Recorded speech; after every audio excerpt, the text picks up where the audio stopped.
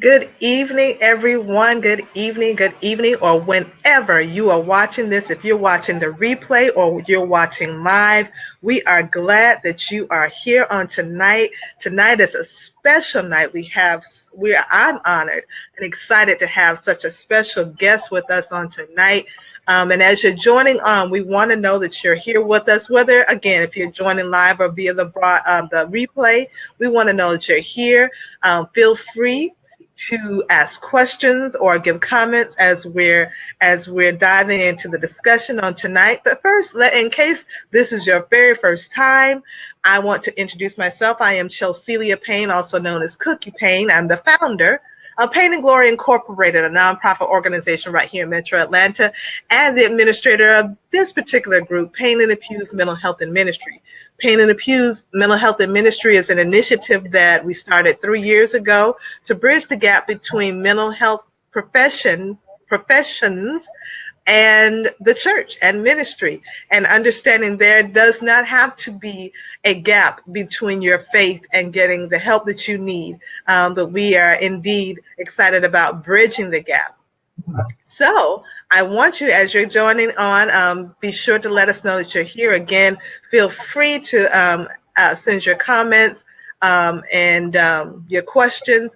As I say all the time on every week, this is a safe place. This is a place where we want to give encouragement, where we want to be able to give uplifting things. So if there's negativity, this might not be the group for you, but we always want to be able to share what is good and what is going to be a help and be a blessing to others. And so with that, as I said, I am excited to have a special guest with us on tonight.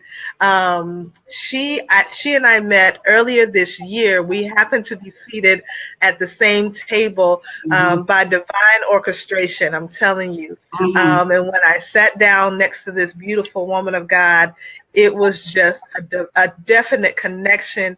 And she began to share with me, and I shared with her. And from that moment, we've stayed in touch with one another.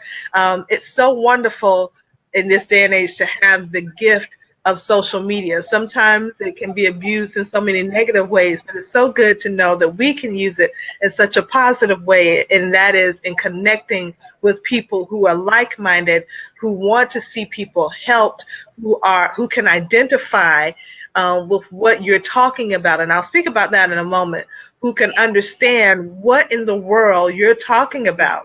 And so I appreciate her in so many facets, in so many ways. Those that are joining on, if you could let me know, and I can't see from here, it's so much easier when I'm on the other side, but those that are joining in, if you could let us know if you can see both of us side by side. You should be able to see myself and my guest side by side. I can see it from my screen. Matter of fact, I'm going to cheat a little, Venessa. I'm going to cheat. Go to Facebook and see.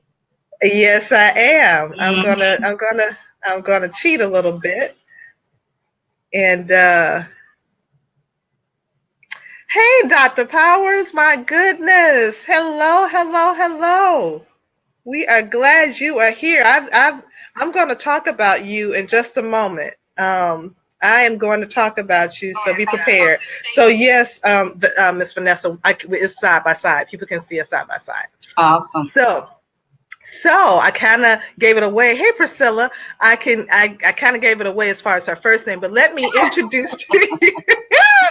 Let me introduce to you guys our special guest. As I said a moment ago, we had the opportunity to meet. We were actually met at a conference. It was a mental health and African American church conference that was held earlier this year at House of Hope, where Dr. E. Dewey Smith is the pastor there. And we sat down together and immediately began to speak to one another. And you kind of know how it is when you go to a conference. You go, and especially if you go by yourself. You're sitting down, you don't know the person sitting next to you, and sometimes people can be kind of standoffish. Everybody's that's their thing. But that wasn't the case with this beautiful queen that I'm about to introduce to you. She and I sat down, and she has a great initiative that she has a great campaign, a great ministry that she has, and I want her to share it with you. But I want to introduce to you Miss Venessa Anderson-Abram. Thank you for joining me, my darling. Yes, it's a pleasure and it's a blessing to be here. And just as you just mentioned, it is so true. We met at the mental health function, and we've been connected ever since. Yes. A Yes. divine Connected. connection. Divine connection. Absolutely. Yes. Absolutely. So I want you, just as an opener, just to kind of give us an idea, because the topic, it says let's talk, and it says let's talk with Venessa Anderson-Abram, right? So tell us a little bit. What are we talking about? What is the foundation for? Let's go back to our conversation when we were sitting at the table at House of Hope. What's the foundation for what we're talking about? The foundation of what we're talking about is mental health and the importance of being an advocate for yourself. And if you cannot be that advocate, have someone be an advocate for you so that you will not be mistreated, misused, nor abused, and you will have a voice. In this day and age, and that's what I'm dealing with, so many people that are affected by mental health and mental illness that don't have a voice. And the foundation of self-discovery is around knowing who you are not, but yet who you're becoming in Christ. And that even connects with the mental aspect of us, because if we don't have it together up here, we cannot do anything that God is calling us to do. So that is the true foundation of it. Me being a voice for the voices. And that's why I always say, hey, let's talk about it, because people don't want to talk about the stigma. So let's talk about it. Exactly. And people don't want to talk about it. And as this group is called, Payne and the Pews Mental Health and Ministry, and the initiative that I started 3 years ago. And it's unfortunate. It's unfortunate that, when we go through things, everything is not cut and dry. And there are some things that knock us for a loop. There's some things that knock us down. And if we're not, and it has nothing necessarily to do with your lack of or your capacity to have faith. Sometimes many times there are other factors. There's extenuating factors. There's environmental. Sometimes it is generational. Which does tie into the spiritual. Sometimes it is biological. There are things that are going on in our bodies that we don't understand. And a lot of times, as I said, the first thing I said was environmental. There are things that happen. And in your case, when you and I first met, you told me about the very thing that happened that prompted you to even be more so of a voice. If you could share with us, what was it that prompted you to go through this healing process and help others through your healing? What really led me to that function that day is the tragedy of my loved one, my brother, who passed away by death of suicide. And I just needed to get as much awareness and gain clarity and learn, because I'm a suicide survivor, and God did not let me go.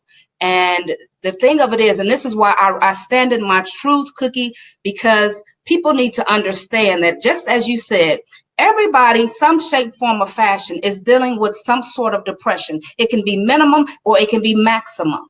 Either way, it's in everybody's house, some kind of way. But the thing of it is, we don't want to talk about it. We don't want to let that thing be known that, hey, man, I'm struggling right now. I am really struggling. Life is really throwing a curveball to me. So, with the death of my brother, which really knocked me down and knocked the air and the life out of me, and God had to bring me back. I'm out of the valley, which was the darkest time in my life, but I'm still on the journey to healing. But one thing that I know, Cookie, is that the more that I stretch my hand to thee, no other help I know. He continues to fill my cup until it overflows into so many other people's lives. And that's what's up. That is what helps me to get up and fight every day. It's not easy. You know, everybody, you know, they see us on social media. You doing this, you doing that, but you don't see my struggle. You don't see my struggle. Right. And that, you know what, I'm glad that you said that. I'm glad that you said that, because there is a struggle. There is a struggle. And just recently I was at a forum or a meeting or whatever you may want to call it. I was at an event where I was sitting at a table with about 16, 17 pastors and mental health professionals, right? And at this table, we're going around the table. It took a minute because there was a lot of people, and they got to me. And I told them about Payne in the Pews, mental health and ministry. And I'm sitting next to there's a minister on my left, and there's a pastor on my right. And right beside that pastor is another pastor. And they said something that I had heard before. And they said, Payne in the Pews, you need to be doing Payne in the pulpit. Which is something that I'm actually working on. And I've heard this more than once. But while we're sitting in the midst of these pastors and ministers and mental health professionals, one thing was very clear. One thing was clear is that people are hurting. Our communities are hurting. Our churches are hurting. And you've got pastors and ministers and elders and especially what I'm finding out, and I'm glad that Dr. Powers is on with us. What I'm finding out is that those who are seers, those who have a prophetic gift, they're impacted so differently as pertains to what they absorb, what they feel, what they experience as far as depression or whatever, because they're feelers. They pick up, they absorb, they empathize, and so here they are. They are giving and as well as Priscilla have the ability to foresee, and that in and of itself is a weight. Not to say that, as you said, there's different types of depression. Not saying that clinically depressed, but in some facet, there's something that emotionally there's a weight that you have that you're carrying. And when you're in ministry, as you were saying a moment ago, when God had to reach down, God allowed you to experience that, but didn't allow you to leave here. You understood and understand when a person who's in ministry, who loves God, who's saved, who knows the word, but gets to that point where that presence that you're looking for, that emptiness is there now. And so you can understand when someone who's in ministry, who's saved, who loves God says, I'm tired. And you know what that means. That's a trigger. That's telling you that I'm tired is more than just I'm weary.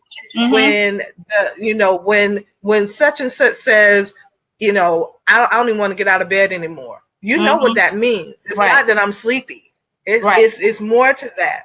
I don't.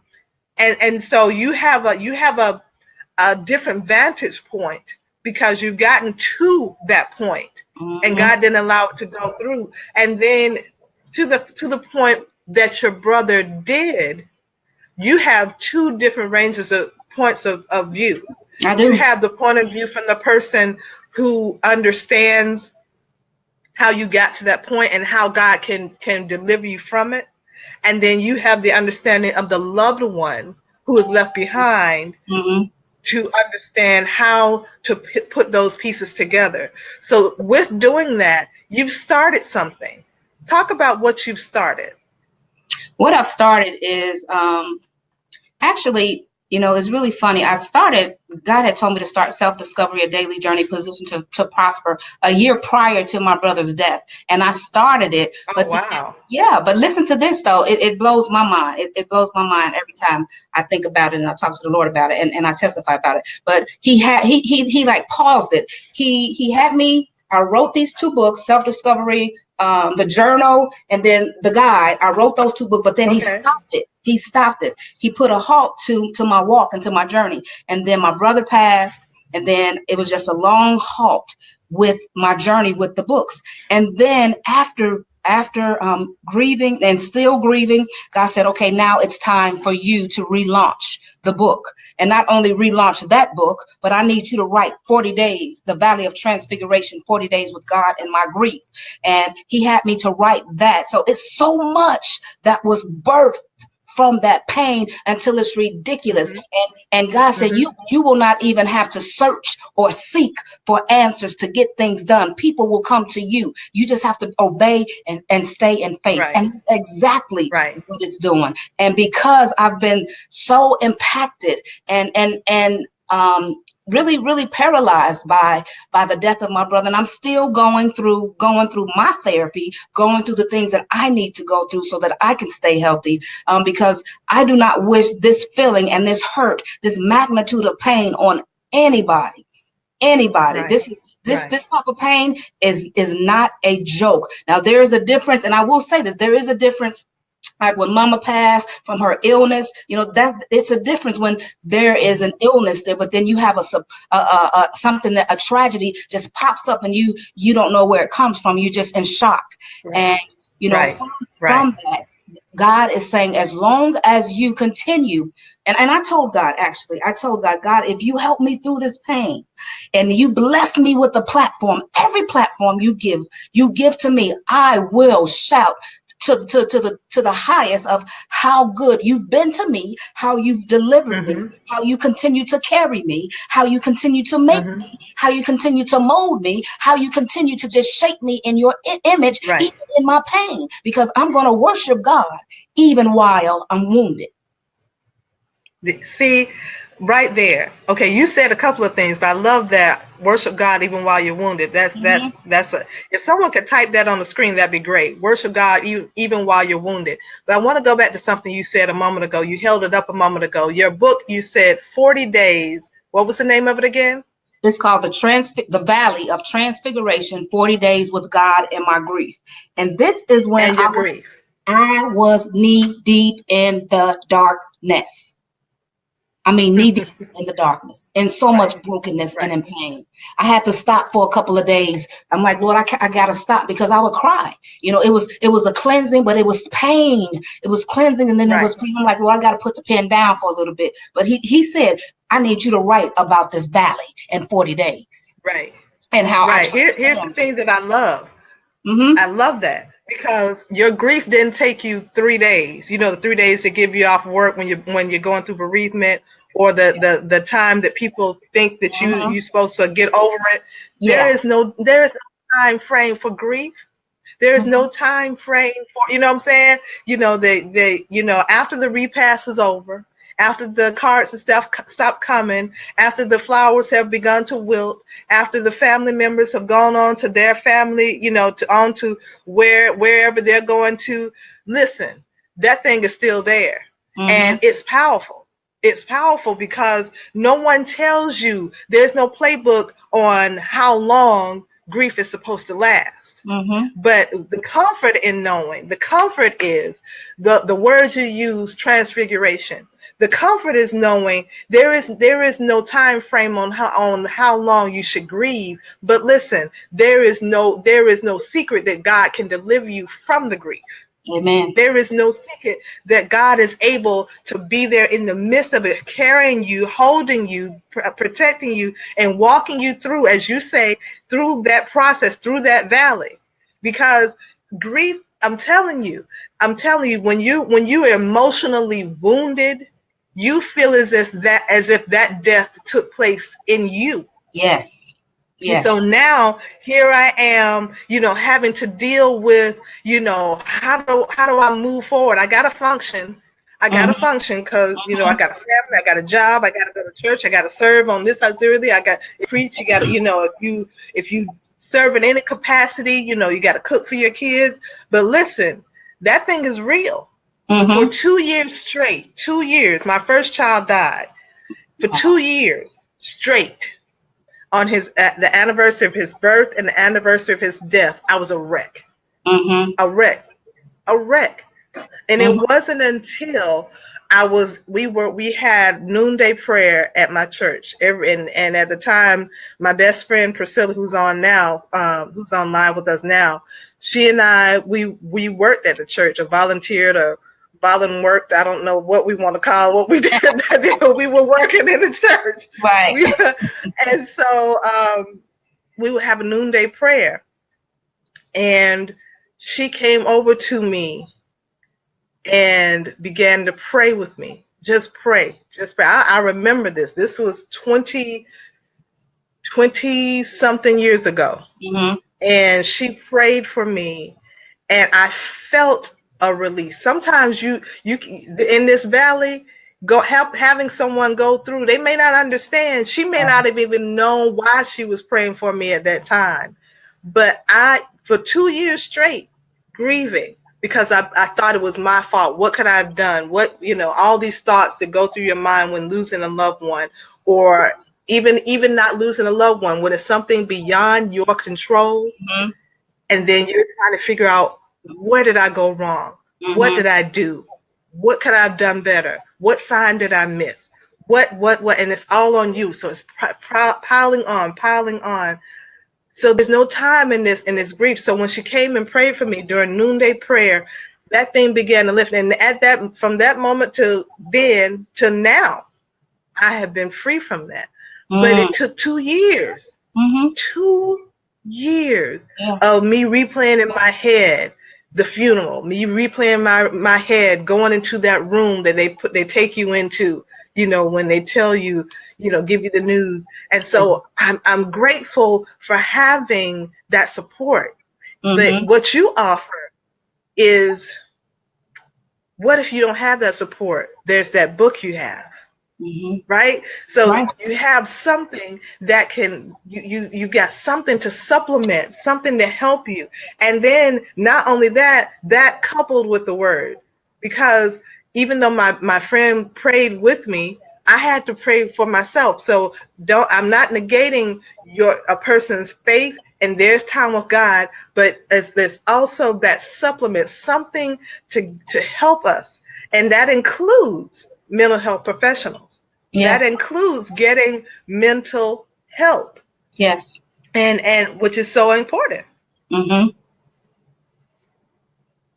It is. And yes.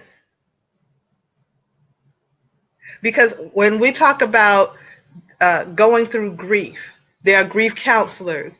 But what if that grief takes you further? What if you need a psychologist, a therapist, mm-hmm. Something that takes you a little farther? Mm-hmm. In addition to going to the altar, because after the altar call, if I'm going for a physical malady, if there's something that is going on in my physical body, after I go from the altar call and I'm believing God, what I need the doctor for?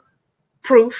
Mm-hmm. Because I need him to give me a diagnosis or tell me what's going on, so that when I am healed, when I come out of this, I will have documented proof that this is what God delivered me from. Amen. When I go and see a therapist or a psychologist or a counselor or a coach, mm-hmm.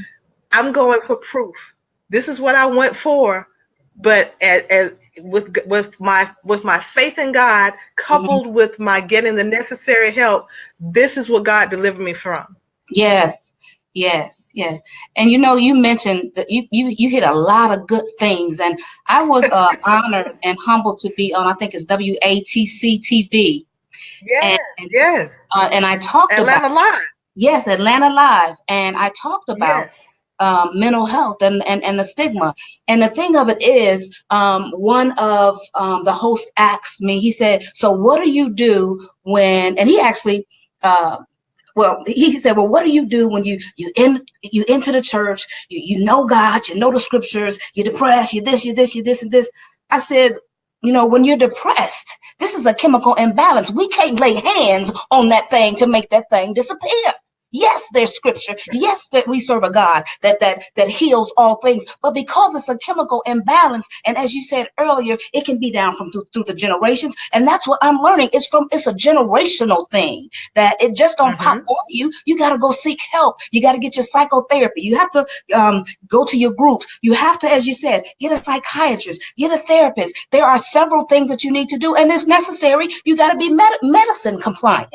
You have to do what you can do while you can do it, because that thing, that depression, that PTSD, that bipolar, whatever the mental illness is, can take you out of here. Period. If you're not careful, I'm a living witness. It can take you out of here. And just like you said, I'm on both sides of the fence. Through the grace of God, here I stand. But then on this side, I'm still on my journey of grief and healing. And another thing that you mentioned about, how people say, get over, get through it. I got to be strong for my husband, my kids. Look, what I've learned, I gotta do me. I'm going to do me. So if that means that I got to take time to do me and to get me together so that I can become better and stronger and wiser and bounce from this thing, I won't say that. I won't say, well, I will say, because God has made me better and given me wisdom and knowledge in areas, but I'm still broken. I'm still broken and bleeding red flesh, fresh blood. So my thing to people, and what I would share with people, is you take the necessary time you need to heal. Because if we don't, it's people that, in the church. I've worked in a mega church in Indiana. They get over it, get through it. My mama died, and I didn't act like that, comparing thing. No two people grieve alike. No two people grieve alike.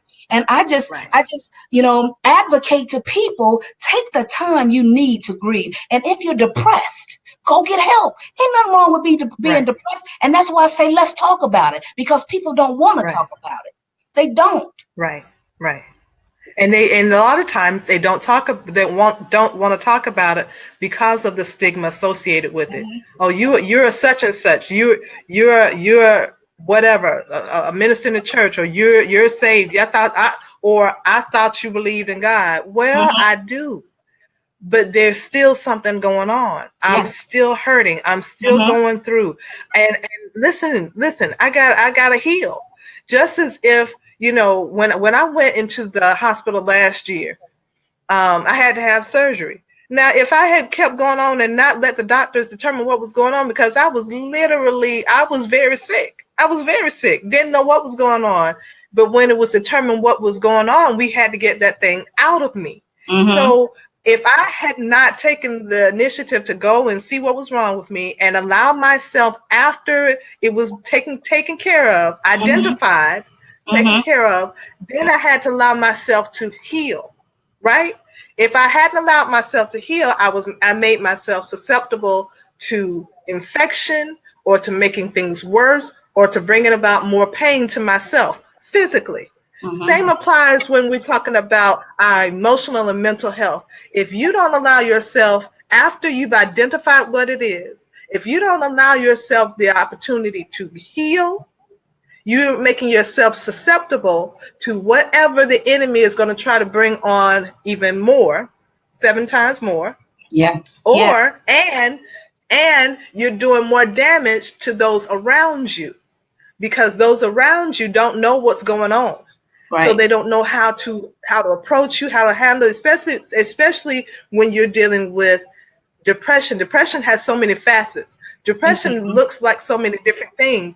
And so you don't necessarily have the opportunity to say, oh, she's depressed or whatever. It could be depression, bipolar, schizophrenia, eating disorder. And eating disorders don't always look like the 300-pound woman or the 20-pound woman. The eating disorders don't have a look. Depression doesn't have a look. Mental illness in and of itself does not have a look. It doesn't have a look. When I met you earlier this year, you don't look like a person who tried to take their life. What? You don't sound like a person, right, who tried to take her life. But the reality of the thing is, we go through challenges. And because we go through those, we have to allow ourselves the opportunity to heal. And you said something key a moment ago, and that is about taking medication. Listen, if I was a diabetic, thank God I'm not, but if I was a diabetic, if I didn't take my insulin as prescribed for me to take, there's going to be repercussions and there's going to be problems. Mm-hmm. If I am suffering from a mental malady, no matter what it is, and my doctor prescribes something to me, I need to keep taking those pills until my faith matches where I need to be. I'm not going to stop taking the pills. If my faith gets me there and God delivers me, to God be the glory. But if he doesn't, I know that he's well able. See, that scripture just doesn't apply to just one specific thing. When the scripture talks about if God doesn't do it, I know that he's able. If God doesn't heal me or deliver me from whatever mental or emotional malady, I know that he's able. I know that he's able. And if by chance it's not his choosing to deliver me, maybe that's because I've got to be the voice and have the empathetic voice to understand the other sister, the other brothers coming behind me, that allows them to know, number one, you can get help and God is able. I'm still praising, I'm lifting my hands, and I'm still taking my medication or whatever therapies that are necessary. Not everyone takes medication. Sometimes it's something else therapeutic that they do. But in all things, getting help. And even the Bible tells us in all things, get understanding. Understand what you're dealing with. Right. Understand what you're dealing with. Right. So in doing that, you do something daily. You have a journey. Tell us about the journey. Well, which journey are you talking about? I have quite a lot. You come online and you do the well, I know you sent out the email, but you come online and you have your journey that you it's a daily walk journey that you have. Yes. And before I say that, I do want to say too that I am a NAMI, which is National Alliance on Mental Illness. Certified speaker and teacher, as well as I am on the junior board for American Foundation for Suicide Prevention. These things came after the passing of my brother. This is what I say: when you obey God, even in the midst of your pain, even in the midst of you bleeding, God will show up and show out. And the more I pour, the more I pour people of God, the better I feel. It's like he's squeezing an olive and that oil is coming out of me going into other people. My self-discovery journey, it's all about each day discovering who I am not, but yet who I am becoming in Christ. Something like the scripture that says, I'm not all that I should be, but I'm not what I used to be. And each day I'm going to press to the high call of Jesus Christ. And what I do is I help people, I coach people, I speak within different organizations to let them know that you are not your past. And each day we are to self-discover who we are becoming. Today I did a live and I was talking about in-depth self-discovery, where today, I was just thinking in the car when I was driving, coming from the doctor's office, of self-discovery. Self-discovery can be something so simple as maybe I thought something wrong. Maybe I said something wrong. Maybe I should have said something. Maybe I should not have said something. It's an action that's making us better through self-discovery. And a lot of people don't like to change. Self-discovery, it warrants change. It warrants change. Ecclesiastes talks about, I think it's Ecclesiastes 3 talks about there's a time for everything. There is a time for everything. A lot of people don't want to change, but we have to change in order to become better and not bitter. We all will fall in some shape, form, or fashion. But when we get up, are we going to get up better or bitter? That's the thing. And I want to get up better. And I want to help people to get up better and to understand that you're not your past, but your past is connected to your purpose. You got to bring it all in alignment with God. Yes. Yes. Yes. I love it. Self-discovery, because a lot of times too many of us are walking around living somebody else's life because this is what they told us to do. This is how they told us we're supposed to act. This is what they told us we're supposed to serve. This is what they told us we're supposed to do. This is the way they told us we're supposed to grieve. This is how we're supposed to heal. This is how we're supposed to, And so self-discovery is important, because once you do a deep dive into self-discovery, you're going to find out that Jesus is there in every step. if you do a self-discovery, you're going to find out that all through your journey, all through this process, he's there. But when you fall into the, well, they said, or they said, or this, no, it doesn't work. And so, there's a mold that they're trying to fit you into that you don't fit into. So when you self-reflect and get into who God called you to be, who God purposed you to be, who God aligns you to be for this particular time. You're here living in this particular dispensation of time for a purpose and a reason, and it's important to understand that. So I applaud you for having that initiative, to having that drive and that purpose and that mindset, and allowing God to use you for such a powerful and necessary journey. And that's exactly what it is. Yes. That's exactly what it is. And thank you so much for that. And actually, the title is Self-Discovery, A Daily Journey with Venessa, Positioned to Prosper on Purpose. That's the entire title. I just have to condense it. I love it. I had to condense it. You got to position yourself. You got to position yourself. That's that action. That's that faith in action. You got to position yourself to prosper on purpose. I can't do it for you. You got to want to position yourself. Right. You got to. Right. And another thing, Cookie, we have to, one thing that I talk about so much, you said something a few minutes ago and I wrote it down. I talk about being set apart. We gotta be set apart. We are not the same. We are not of the world. We're passing through the world, and we are called to do an assignment that God has for us. How are we gonna do it if you don't know your purpose? God has positioned people in your life to help you to find your purpose. The richest place in the world is the cemetery, because so many people have perished and are gone on to glory and have not tapped into their purpose. And I vow, and I tell God, I vow, Lord, if I can save one person, God, if I can touch and change the life of one person, and he knows I would love to change the masses, my living is not in vain. My living is not in vain. Yes. Yes, ma'am. Yes, ma'am. This is awesome. I'm telling you, when we met at that conference, it was divine connection. We were supposed to be together at that table of all I'm telling you, for those who are joining us live, this is a big event. There were plenty of tables that we could have been sitting at.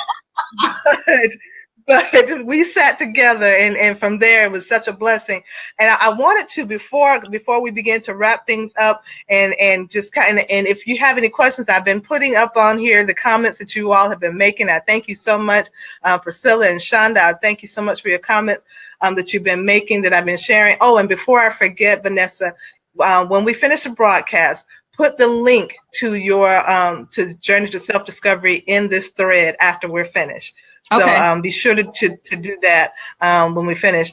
But as we're wrapping up, if anyone has any questions or comments, go ahead and put them up so that we can make sure that we address them and get them seen. And I wanted to see, before I forget, I did at the beginning say that I was going to mention something about Pastor Powers. So Pastor Powers, if you are still joining us, I want to let me know if you're still on. And I'm going to share something that you may or may not know, that I actually shared during the recent Payne and the Pews conference in September. But you may or may not know it. So Pastor Powers, if you're still on, let me know. And if not, I'll share it with you at another time. But if you have any questions as we're getting ready to wrap things up, I wanted to make sure that I'm not missing anybody. I thank you for joining. And even those who are watching the replay, if you have questions or comments, we will be definitely going back through and reading through them and addressing them. And listen, guys, listen. If you are in need of assistance, guidance, counseling, we have resources. As Venessa said, she is a NAMI advocate. She is a NAMI instructor. And on our Pain and Glory website, there's actually a resource hub where you can get information on mental health professionals. And maybe you don't need a mental health professional. Maybe you need a coach. Myself and Venessa are willing and available to help you in any aspect that you need. we are definitely here for you. You can find Venessa right here on social media, and she'll put her information in the comments after this broadcast as well, so that you can reach out to her. And as always, you're right here in the group, so you always know how to reach me as well. But listen, I really wanted to, as we're wrapping things up, I wanted to first, Vanessa, just thank you. Thank you for your realness. Thank you for your honesty. Thank you for your openness. Because this, I'm sure, even though you are doing what God instructed you to do, I'm sure it's not easy. Because when it's all said and done, that was your brother, you know.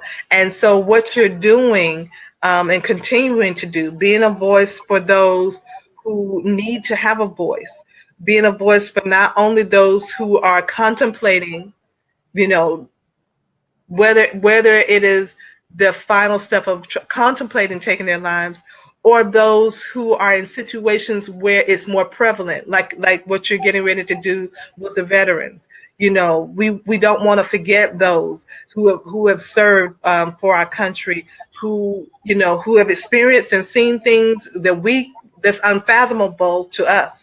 And not just those who are civilians who suffer from PTSD, because we're living in a time where, you know, in my lifetime, I've not seen what I'm seeing now. And there are people who are seeing, young people, older people, every age, are seeing and experiencing things that, you know, we really can't wrap our minds around. And so you're taking on the mantle. You've taken on the mantle of being a voice and getting out in before people and saying, listen, it's okay to not be okay. It's okay to get help, and there is help. And I think that that's why you and I connected so, because as I said at the beginning, you get it. You understand why I press so much for Payne and the Pews mental health and ministry. I surely could have just left it as mental health and ministry. I could have just left it at that and just called it that. But if we're being honest, Payne and the Pews fits. It fits because, you know, people are coming to the hospital and leaving out with MRSA. If you understand what I'm saying, they're coming in to the hospital and they're leaving out with a more serious infection than what they came in for.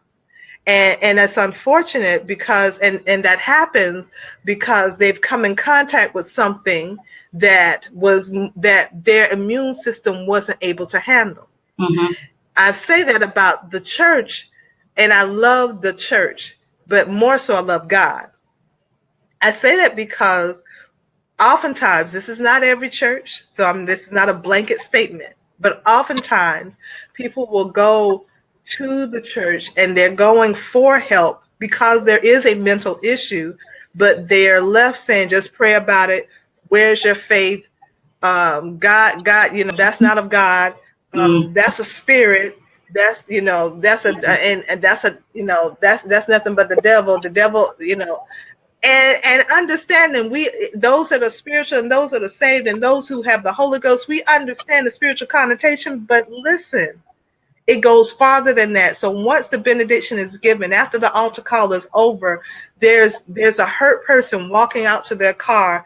There's a hurt, infected person leaving out of the spiritual hospital with an infection that they didn't even come in with. They were already wounded. So now the open wound that they had has now become infected. So now they're having to deal with, maybe my faith isn't strong enough, infection. Maybe I should just go home and not go to church anymore, infection. So now, you know, maybe I should go to another church, infection, instead of getting healed at the very place that was set up to help them. So what we want to do, what you and I are doing is trying to help, trying to stop the staph infections, trying to stop the staph infection from getting to a place where people can get to the place that they need help. That's very true. That's very, very, very true. Yeah. And one other thing I want to this is prevalent to what we're talking about is my grief sessions. I'm on grief session number 2 on it will be on Thursday, and you can go to I'll put it up once she gives me the cue to put up my website. You can just go to my website, just copy and paste that link and sign up for it. There are many people that are signed up for it, and we're just on session 2. We're going to have 4 sessions this month, 4 sessions in December, and then 1 session January 1 to wrap it all up in a bow and get our year started with God goodness and grace and mercy on January 1. So please join in with the grief groups. That is awesome. Yes, ma'am. After this broadcast, you'll be able to go in and put all that in there, because this is necessary. This is necessary because there are people grieving. And you know what I have found, and I didn't realize, what I have found is a lot of times people are grieving people who aren't even dead. People are grieving lost relationships, divorces, and people are grieving, and it's okay that they experience that grief, but having the knowledge that you have a place for them to come, and for them to get this counseling online right there from the comfort of their home. Yeah, free of charge. Free of charge. Awesome. Yes. That is awesome. Mm-hmm. So, listen, I am honored. Again, I'm so glad that those of you who have joined us, whether you're watching live or the replay, thank you so much for joining with us as we've had our special guest on the night, Miss Venessa Anderson-Abram. I am so happy that she's been with us, and you'll see more of her. Matter of fact, let me tell you where you'll see more of her as it pertains to Pain and Glory, because on December 2nd, the first Saturday of December, we will host our final Payne in the Pews Mental Health and Ministry Chat and Chew of 2017. We have them quarterly, and this is going to be the last one for 2017. And she will be one of our 2 featured guests. We'll have with us Kasha Gold, who's going to be coming with us. This is a testimony that you don't want to miss. It is almost as if this was written for television. Her story is that impactful. So you don't want to miss it. And then live and in person, you will get to meet the beautiful and lovely Miss Venessa. I was about to say Vanessa Bell. That is not that's the actress, right? Venessa Anderson-Abram, major celebrity, real quick, didn't I? But you'll get to see her, and that is going to be at the Cynical Coffee Shop located on Veterans Memorial Highway. That's going to be at 11 o'clock a.m., 11 to 1. So I want you guys to be there. Invite someone, share. It's free to attend. So come. You'll see the information not only right here in our group, but you'll also see it on our pages. You don't want to miss it. This is going to be dynamic. You don't want to miss hearing Kasha Gold, and you do not want to miss hearing Miss Venessa. I'm telling you, this is going to be the last Chat and Chew of 2017. So we're going out with a bang. Like, this is going to be great, so you don't want to miss it. I thank you, Venessa, so much for being with us tonight. I'm looking forward to future endeavors. You're going to see the 2 of us guys doing a lot more together. Mm-hmm. Support her in what she's doing. I know that there are others who can benefit from what she is sharing and what she's doing. Listen, direct them over to her. And you yourself, if you are in need to be a part of these grief sessions, if you want to go on the journey with her, listen, 2 different things I was just talking about, the grief sessions, and then the personal development, the personal tell me again. Coaching. Thank you. Yeah. Thank you. Mm-hmm. So 2 different things I'm talking about, and you'll have the information in the links that she's going to share with us in a thread. Connect with her. This is someone you want to connect with. Listen, we thank you guys for joining us on tonight. Yes, thank you so much, Venessa. You're thank welcome. you thank so you. much. You. I want you guys to have a wonderfully blessed evening. Look forward to seeing you next Tuesday right here in the same group. Invite a friend. Tell them to come on over right over here to Payne in the Pews Mental Health and Ministry. We'll see you face-to-face December 2nd, and we'll see you right here next Tuesday, same time, same place. Love you much. Thank you so much, Venessa. You're welcome. Thank you for having me. Bye-bye. Bye-bye.